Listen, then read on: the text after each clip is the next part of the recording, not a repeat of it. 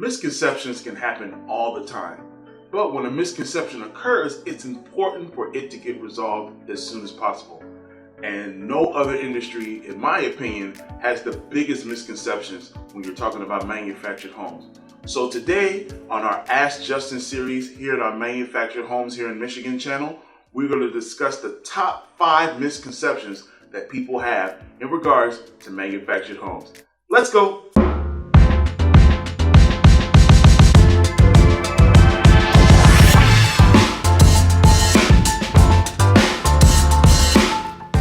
What's going on, guys? It's your regional manufactured home specialist here, Justin Ivy, coming to you once again for our Ask Justin series. Now, why did we start these series? Because I get a lot of questions on a lot of things in regards to manufactured homes.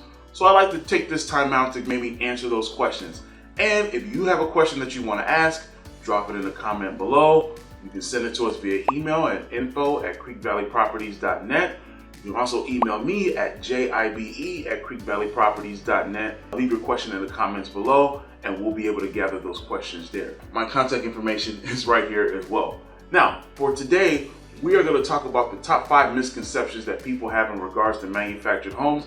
And I wanted to address this because when misconceptions happen, especially when it comes to manufactured homes, it really keeps people from an opportunity to really exploring and recognizing and having the benefits of getting a manufactured homes. So it's important for us on today's Ask Justin series to address these misconceptions. Here we go. Misconception number 1, poor quality. Again, this is a misconception I hear all the time. People just assume that manufactured homes are made of poor quality, and that's just not true. In fact, manufactured homes, especially the ones that are out today, are made to the same specifications as traditional single-family homes. And because they're being built under the HUD guidelines, many times manufactured homes are built to the same, if not better, specification of traditional single-family homes.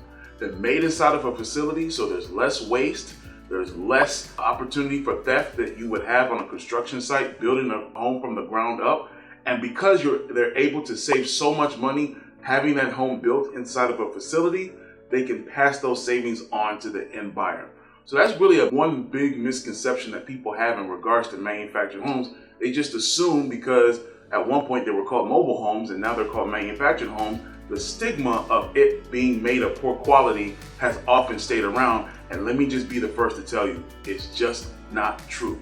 So again, when it comes to manufactured homes, the misconception that they are made of poor quality is not true at all. In fact, they're made to the same standards under the HUD, Housing and Urban Development Guidelines. They're made to those standards, and many times they equate to the same, if not better, standards than a traditional single-family home. So that's misconception number 1. Misconception number 2, durability. Now, this kind of lines up to what we just talked about in the first misconception. People assume because they're made of poor quality, it's not going to be durable. Again, just not true. These homes are tested and retested to make sure that they're durable and they can stand and withstand many weather conditions, whether it's rain, snow, wind, whatever the case may be. Making sure that home is durable is very, very important when it comes to manufactured homes because a lot of people are starting to buy them now. So when you have that misconception out there of the homes not being durable, it's not true at all. Because they're made under the HUD guidelines, being durable is something that they test over and over again. And because they test it inside of a facility, they have that opportunity to get it right more often than not. So when it's shipped to the actual lot that it's going to be on, it's going to be able to withstand many different weather conditions. So that's one of the biggest misconceptions in terms of people have with manufactured homes, it being durable. Yes, they are durable. Don't let that misconception get out there. Again, number 2, durability, they are durable. Misconception number 3, value depreciation. Now, here's the tricky thing. When we're talking about value depreciation of a manufactured home, I want to address it from this perspective. It depends. Now, many times when manufactured homes are inside of a manufactured home community, because that home is sitting on a lot, it's not attached to real estate and it's not being viewed as real estate. It's viewed as personal property. And like a car or any other type of belongings that you have, when you have a home that has that's being recognized as personal property, yes, it's going to go down in value. It's not going to plummet in value, but over time, yes, it will go down in value. Now, when you have that same manufactured home and you attach it to land, whether it's moved out of a community and put on land, or you order it from the manufacturer and have it placed on your land, at that point, it is now recognized as traditional real estate, and it can now appreciate as any other home would, single family home or what have you. So when we talk about misconception number 3, value depreciation, my answer for that is it depends. Is that home inside of a manufactured home community? If so, then yes, it will depreciate or the value will go down over time. But if that same home is then put on a piece of private property that you might own or something like that, now that home has the opportunity to appreciate or go up in value. So when we talk about misconception number 3, value depreciation, again, it's not true. It really just comes down to it depends. Is it on a lot inside of a community, or is it on your personal piece of property where it can go up in value? That's a misconception that I often have to address, and I'm glad I had an opportunity to address it here with you guys today. Misconception number 4, limited customizations. Again, misconceptions are everywhere when it comes to manufactured homes, and again, this one isn't true either. When we talk about it not having a manufactured home being limited in its customization, again, it's just not true. When you're ordering a home from a manufacturer, whether it be Champion, Clayton, Fleetwood, doesn't matter, you then have the opportunity to customize the home the way you like it. They have several different floor plans. They have several different types of appliances that you can put into the home. So again, it really just depends on what it is that you want your home to look like. They have all those different options. Now, when that home is already inside of a manufactured home community, if you own the home, yes, you can kind of change some things around and customize it to your liking. But many times these communities have several different homes, maybe the same make and model, but different floor plans. So that allows you to choose a customization that best suits you. But if we're talking about from a home that's being made in a facility and that you purchased and you're putting on your own piece of property, you have the opportunity to customize said home of your choosing. Many different floor plans, many different layouts, many different types of appliances that you can actually put into the home so that you can be able to take advantage of those opportunities. In the event that the home is placed on a piece of land, it'll have that opportunity to appreciate even more. So that's really another big misconception when it comes to manufactured home, it being limited in its customization. And again, that's just not true. So that's misconception number 4, limited customization. And misconception number 5, financing challenges. Now, when we talk about financing challenges, my rebuttal for that is it depends.